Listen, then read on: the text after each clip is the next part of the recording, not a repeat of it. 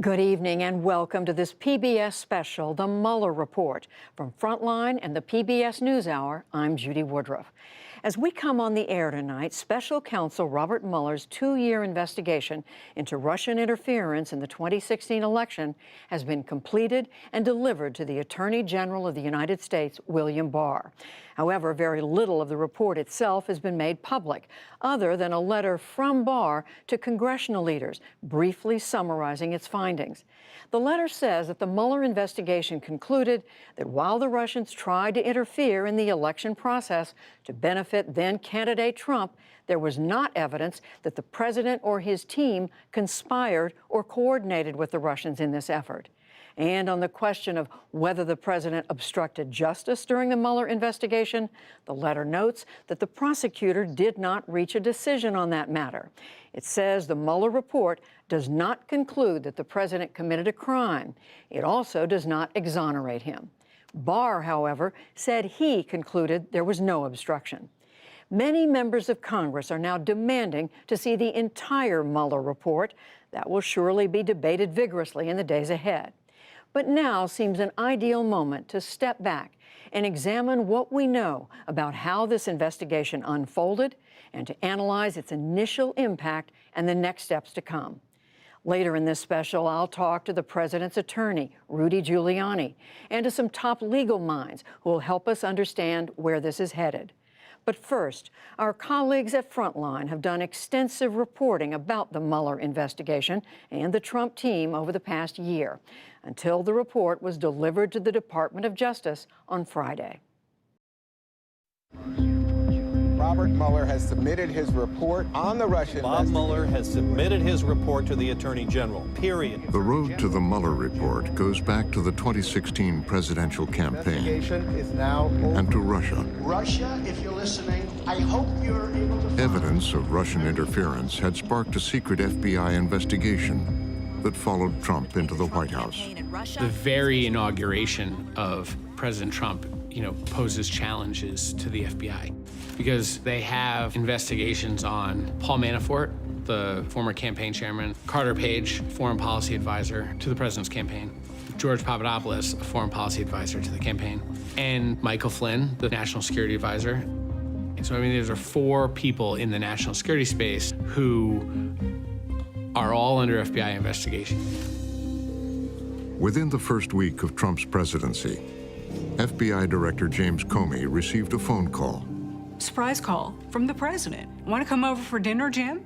And Comey says, yeah, sure, Mr. President. When he arrived at the White House for dinner, Comey discovered the table had been set for two. Two. Nobody else is going to be there. He and the president. Suspicious of the president's motives for the meeting, Comey would type a record of the conversation. We sat facing each other at a small oval table set for two and placed in the center of the room. Comey says the president had very nice words for him, and so it's this pleasant conversation. And then the president says, "Can I expect loyalty from you?" He needed loyalty and expected loyalty. I did not reply or even nod or change my facial expression. The president would ask for Comey's loyalty several times during the dinner. It's a remarkable moment. A president demanding loyalty of an FBI director. He then returned to loyalty, saying, "I need loyalty." I replied that he would always get honesty from me. In the eyes of the White House, President Trump was feeling out Comey about where the investigation stood, how he was going to handle it. Comey saw it as intimidation, possible obstruction of justice. This is the moment where things really start to split. Russia has come up again and again in this case. At the FBI, one of its investigations into National Security Advisor Michael Flynn was picking up speed. Intelligence agencies had intercepted a phone call between Flynn and the Russian ambassador, and then Flynn had lied to the FBI about it. He dissembles. He suggests that he did not have such conversations with the Russian ambassador. Court documents detail what happened. Flynn falsely stated that he did not ask Russia's ambassador to refrain from escalating the situation in response to sanctions. 25 days on the job, embattled national security Flynn advisor was forced to resign. Shake-up for the Trump administration. A tumultuous first month in office, But he was still in jeopardy from the investigation.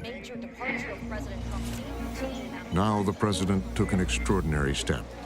On Valentine's Day 2017, there was a meeting in the Oval Office between the Attorney General and the Director of the FBI, Jim Comey. As the meeting ended, the president wanted to speak to the FBI director alone. So he finally gets the two of them, just the two of them in the room, and then proceeds to get to work on the Michael Flynn issue. He began by saying he wanted to talk about Mike Flynn. Saying, can you just kind of ease up on him? He's a really good guy. I hope you can let this go. I replied by saying, I agree he is a good guy, but said no more.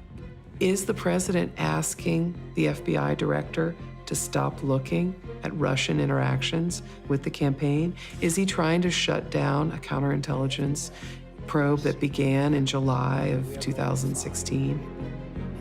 Trump's talking to the director of the FBI about an ongoing investigation by the FBI. And at that point, he's really, from Comey's perspective, crossed the line.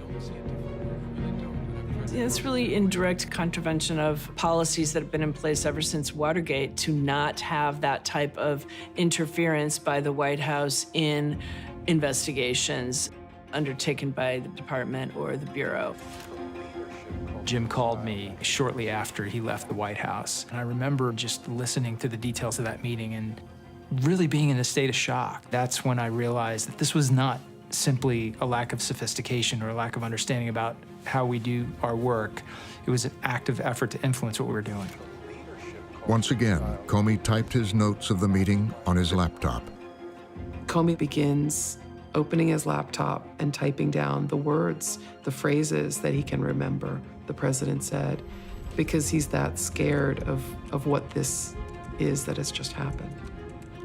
There's an old adage in the organization that if it happened and you didn't write it down, it didn't happen.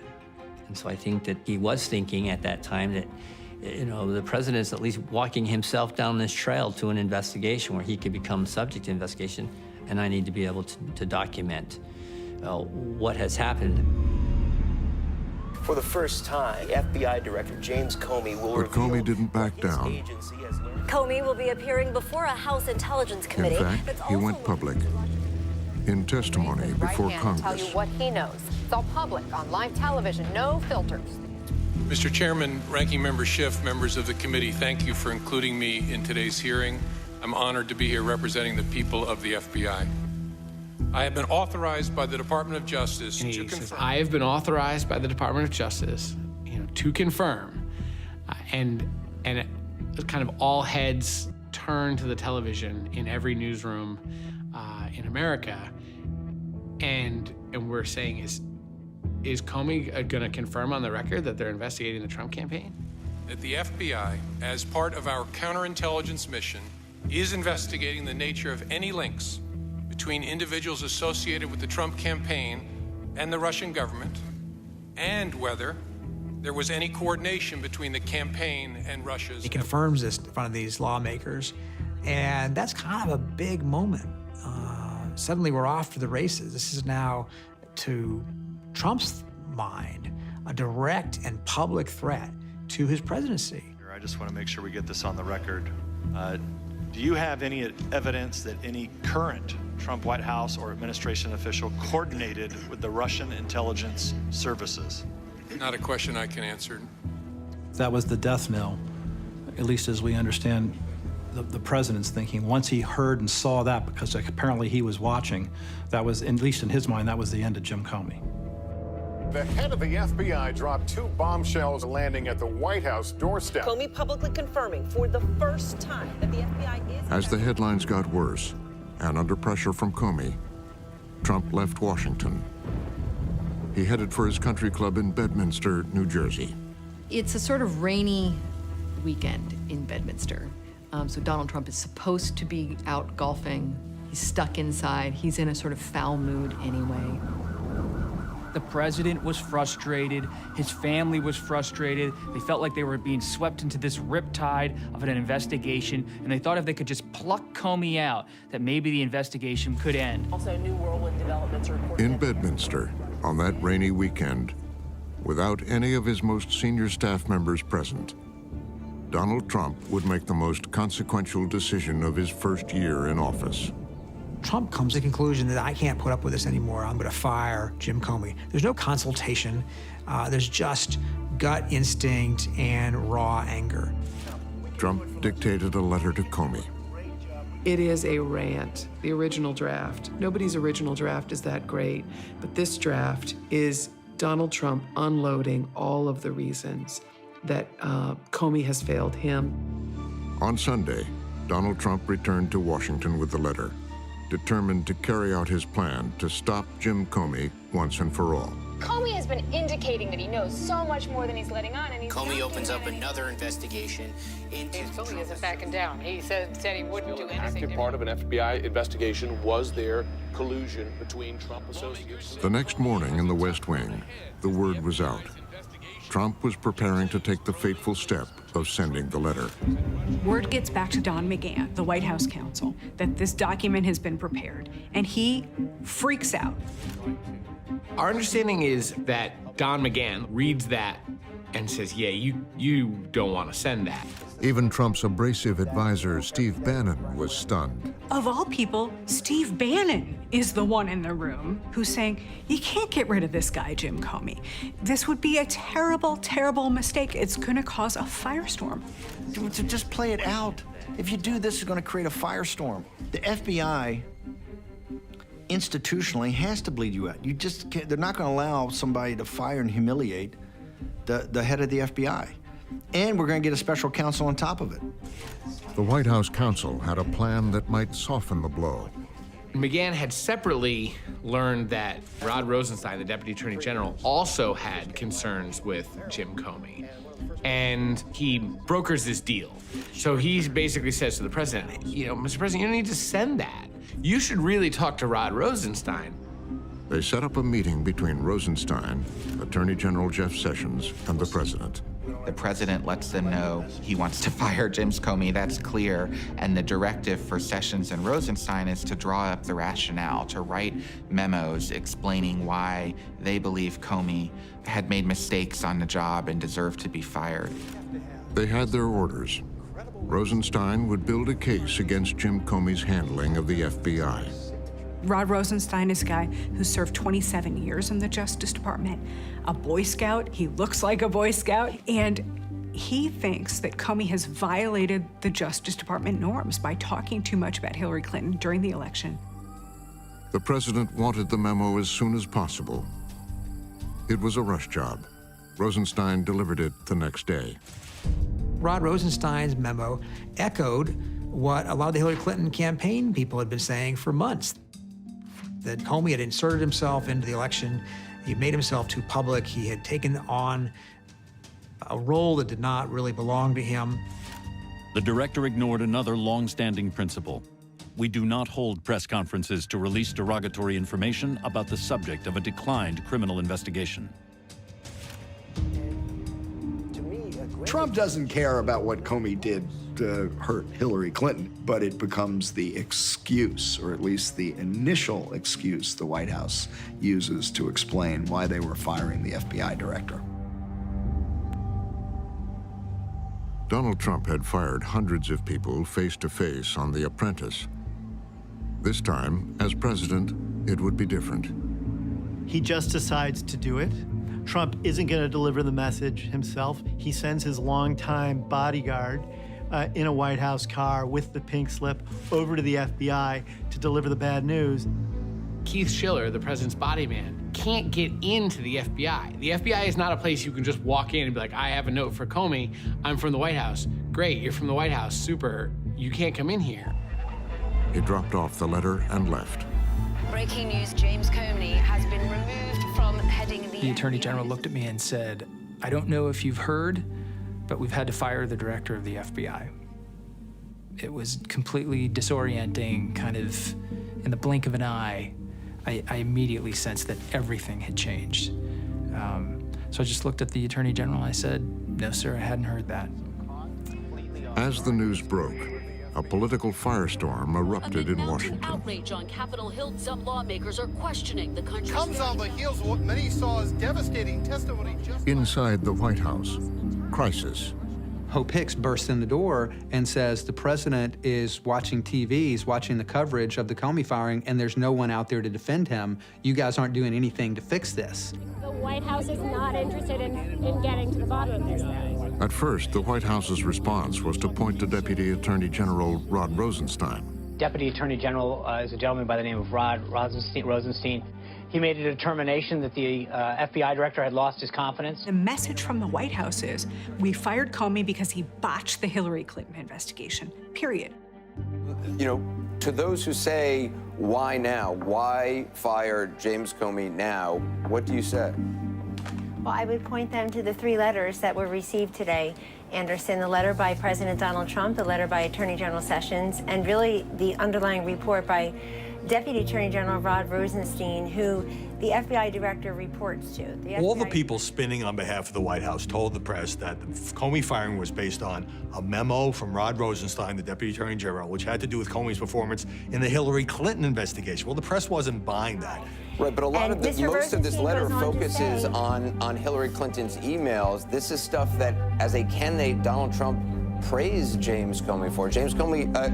Donald Trump talked about this. Many questioning if Comey was fired because the White House feared. The next morning, the president would celebrate Comey's firing behind closed doors with 2 unlikely White House guests, Russian Foreign Minister Sergei Lavrov and Ambassador Sergei Kislyak. Just ahead of today's meeting with the Russian Foreign Minister, Sergei. That meeting. He is the highest-ranking Russian official that the president has met so far. In a way, it's like a play. You can't believe it really happened. But the president is essentially celebrating with the Russian diplomats. Well, one day after firing the man heading that probe into the Trump campaign ties to Russia, the president... No U.S.-based reporters, no American White House reporters are in the room. The Russians came in with a photographer from their state media agency, TASS, who took photos of this event, photos that were used to some effect in Russia as propaganda. Terrible optics. I mean, terrible optics that just...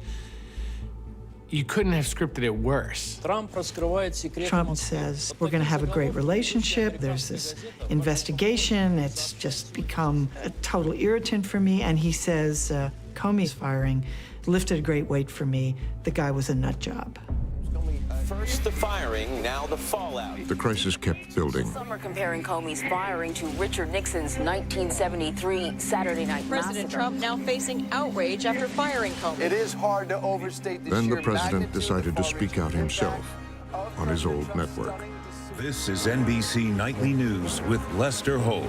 Tonight, stunning revelations from President Trump in our NBC News exclusive interview. Tonight, our wide-ranging... Monday, you met with the Deputy Attorney General, Rod Rosenstein. Right. Did you ask for a recommendation? What I did is I was going to fire Comey. My decision. It was not... You had made the decision before they came in the room. I was going to fire Comey. It is a dramatic moment to see the president come out and not only completely undermine the case that his White House had been making. As spurious a case and as transparent as a case it was, it still had been the official line. The president comes out and demolishes that case immediately. Well, so you had already made the decision. I was going to fire regardless of recommendation. So there was I think there's a level on which President Trump doesn't want to be portrayed as just doing the bidding of some aides who write a memo.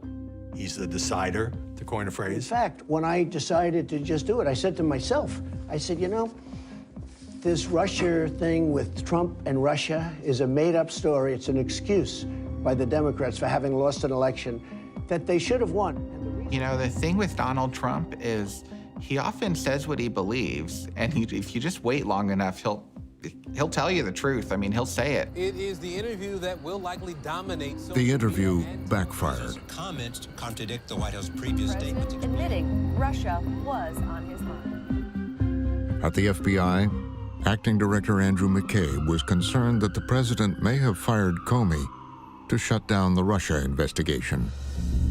One possibility would be that that president, who did not want that issue investigated by the FBI, was in fact in league with or influenced by the Russian government. And that is an unbelievably significant concern. McCabe informed Rosenstein that the FBI wanted to investigate the President of the United States.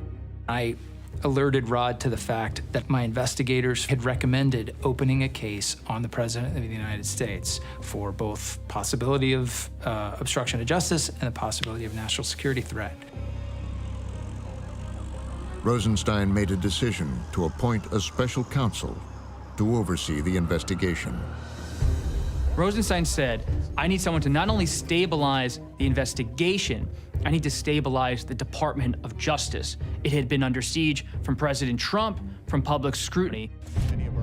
He named one of the nation's legendary prosecutors, former FBI Director Robert S. Mueller III.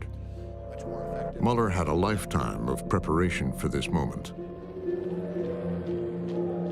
He volunteered to serve in Vietnam as a United States Marine, highly decorated, wounded in action.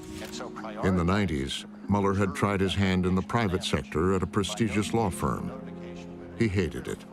$400,000 a year. He felt like he wasn't doing the Lord's work. He quit.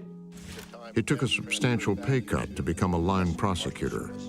He worked homicide in Washington, D.C. His great joy was putting away bad guys and answering his phone, Mueller, homicide. Bob Mueller cares about one thing, and one thing only, indicting bad guys and putting them in prison. A Republican, he'd run the FBI for both George W. Bush and Barack Obama. Pulled out of private practice, Robert Mueller was back at the center of the action. We begin with breaking news. The White House in crisis. The Justice Department appointed a special counsel to This is a guy who has no problem with holding people accountable, being direct and driven to get the answer. He's going to do it right, in accordance with the rule of law. That's all that matters. Justice Department tonight naming special counsel to take over the investigation. He was announced as special counsel, and I just go, oh my God, this is going to be a grind, because this is a guy that doesn't leave any stone unturned. I mean, now we've bought it. That Mueller could expand the probe to include Attorney General At the Jeff White Sessions House, and Deputy Attorney General. the president happened to be meeting with Attorney General Jeff Sessions when Rosenstein called to announce Mueller's appointment. President Trump doesn't like to get bad news, and this was bad news. It was more than bad news, it was terrible news. And now you see him really unleash all his anger on Jeff Sessions and plainly tells Jeff Sessions that you are the reason why all of this is happening. Sessions, Trump's hand-picked attorney general, had recused himself from the Russia investigation. And now Sessions was powerless to stop Mueller. Trump was furious and took it out on Sessions and humiliated him. Trump obviously felt himself endangered by a special counsel and lost his temper. There are things that Jeff Sessions apparently won't do for Donald Trump, and Donald Trump won't forgive him for that. Sessions had had enough of the president's anger. Sessions just ends up bolting out of the White House, rushing out to his car. He said, if you want me to quit, I'm going to quit. He's resigning as Attorney General. He's distraught, and he's had it. He's at the end of his rope. He's been insulted by Trump. He's decided that that's it. In the West Wing, all hell broke loose. Don McGahn, the legal counsel, bursts into Reince Priebus's office and says, we've got trouble. Not only do we have a special counsel appointed, but Jeff Sessions has just resigned. Priebus says, you're kidding me.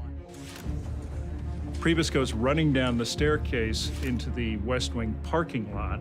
Finds Sessions in his car preparing to leave, and he bangs on the door. You got to come out. You got to come back in. You can't leave this way. It can't just blow up like this. And Priebus essentially almost has to drag him back up into the West Wing, where Vice President Pence and Steve Bannon then come in and join Priebus and talk Sessions off the ledge. I said, is there any doubt in your mind that this was divine providence that put us here? He says, no doubt. I said, and you're never going to quit. He says, I will never quit. I go, no matter how bad it gets, because I'll never quit. And that's why I knew he was going to hang in there. And he had some very, very, very tough days. It's clear that the Mueller investigation is just getting started. We're going to head to Washington, where the White Across town, in an undisclosed secure location, the new special counsel, Robert Mueller, was just getting started. When you become a special prosecutor, they give you a piece of paper with a mandate. At that moment, you don't have anything else. You don't have a staff, you don't have agents, you don't have prosecutors, you don't even have a legal pad and a paperclip and a pen. Mueller has quietly gathered a team of more than 36 attorneys, investigators. From his offices, Mueller built a